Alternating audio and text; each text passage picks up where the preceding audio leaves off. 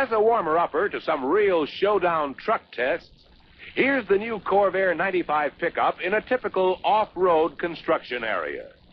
The Corvair 95's ideal weight balance keeps the truck going with independent suspension at all four wheels. It literally walks over obstacles.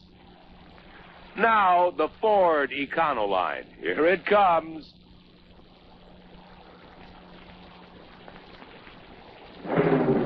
And there it is, stuck in a rut that the Corvair 95 cleared with ease. But let's try a tougher test. Ice, slick, smooth, and slippery. One man holds back the Econoline 85 horsepower truck with ease. A push gets it rolling.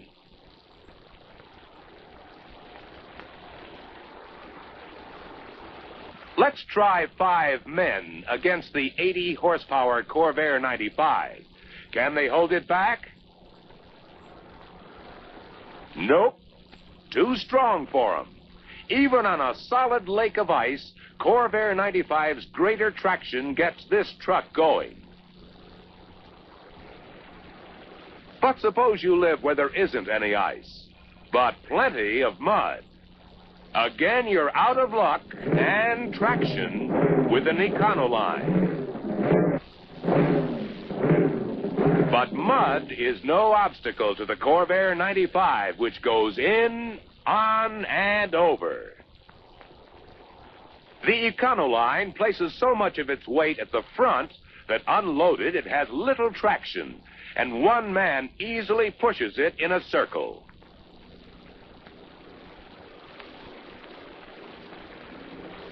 With driver and passenger in the cab and the front wheels blocked to keep the truck from rolling, here's what 2 men can do. Yes, balance goes a long way in determining the workability of a truck, and safety, too. Watch. Here comes the Econoline pickup. Speed approximately 45 miles an hour. Wow, let's watch that again.